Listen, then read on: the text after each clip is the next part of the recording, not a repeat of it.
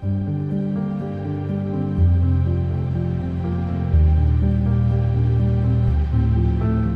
God. Welcome to our morning devotion. This is the day that the Lord has made, so that we may rejoice and be glad in it. It is a beautiful Monday morning, and I know that you are trusting God for and hoping for better and new things. Let us pray. Almighty and everlasting Father, in the mighty name of Jesus Christ, we thank you, we honor you, we adore you. Thank you, Jehovah Father, for your care, for your protection. Thank you, Jehovah Father, for this Father that you have brought us. Oh, Jehovah Father, you are Ebenezer to us. This morning, Lord, we bow down before you in repentance, oh Jehovah Father. We pray, Father, that you may cleanse us, you may forgive us our sins. As we go through this morning devotion, we pray, Father, that you may speak to us. In the mighty name of Jesus Christ, we do pray and believe in. Amen. Welcome to our morning devotion. I'm your host, Patrick Njuguna. I'm saved. Christ is my personal savior. Our theme today is joy restored through forgiveness, and our focus will be on healing joy. Our text comes from the 51 Psalm and verses 12, which says, "Restore to me the joy of salvation." This psalm was written by David, and it is a prayer of repentance. David had committed a crime which is recorded in 2 Samuel chapter 11 and verses 1 onwards, and chapter 12. David has sinned against God. We know that story very well. He had disgraced himself by sinning with Uriah's wife, who was Bathsheba, and later he tried to cover up his sins by sending Uriah to the front line of the battle, and where he would be killed. So, in other words, David had committed, or rather he had broken 3 of the 10 commandments. One, he had coveted. 2, he had committed murder, though it was indirectly. And 3, he was an adulterous person, because the Bible says discourages us about adultery. Sin is the inner desire as well as the outer or the outward act of a person. Unconfessed sin silently steals our joy. So in David's case, we see that his joy was stolen, and he was full of guilt. And the third one tells us that sin creates a barrier between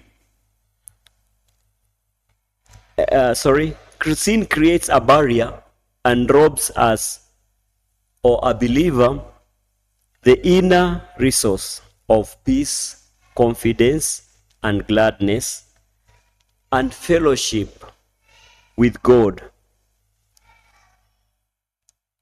And this can lead to a sense of distance and spiritual dryness. David found himself wounded, and we can see that in Psalms 32. In Psalms 32, David was saying, Blessed is he whose transgression is forgiven, whose sin is covered. Blessed is the man to whom the Lord does not impute iniquity, and in whose spirit there is no deceit. When I kept silent, my bones grew old, through my groaning all day long. For day and night your hand was heavy upon me. My vitality was turned into the drought of summer. I acknowledged my sin to you, and my iniquity I have not hidden.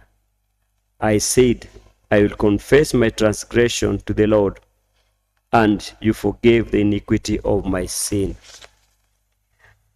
David was carrying a very heavy load, and there was a period after he had committed that crime when he was in denial. But in Psalms 51, he was praying to God that God may restore him. He desired the joy of salvation. And what is this joy? That which he desired. The joy of salvation. The healing joy of being forgiven. What is it that he was desiring? We are going to see 3 points or 3 things that he was desiring that are brought about by the joy. One is that the joy of salvation is a deep spiritual state of gladness described as being rooted in the unchanging character and in the finished work of Christ on the cross. 2, that joy is, is the fruit of the Spirit, which is produced by a believer, within a believer, by the indwelling Spirit of God. And this can be seen in Galatians chapter 5 and verse 22. And the third one is that joy is the confidence of knowing that nothing can separate you from God's love. The joy of salvation is our strength.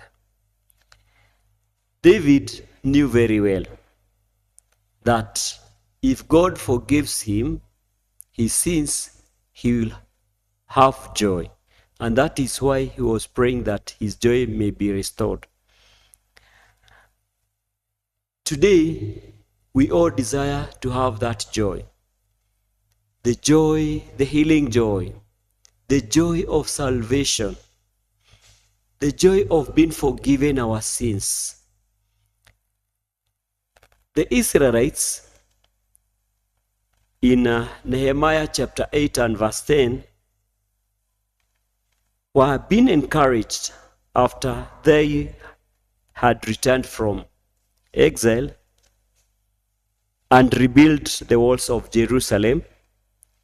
As they listened to Ezra read the laws of God, they began to weep in conviction of their sins. But Nehemiah urged them to celebrate God's forgiveness and restoration instead. I also urge you to celebrate God's forgiveness and restoration. Do not live in guilt. Confess your sins to God. We have heard that guilt steals the joy, and it brings about spiritual dryness. When we are passing through that period, that denial period like David says that his bones were wasting away. And I pray that God will help you to see what changes can come to your life when you confess the sins. As we think about rising higher, because Isaiah says that those who trust upon God will mount on eagles like wings. On wings like eagles, they will run and not get weary, they will walk and not faint. Even as we think about trusting God, let us remember that we cannot do that without confessing our sins to God. And it is the mighty name of Jesus Christ we do pray and believe in. Amen.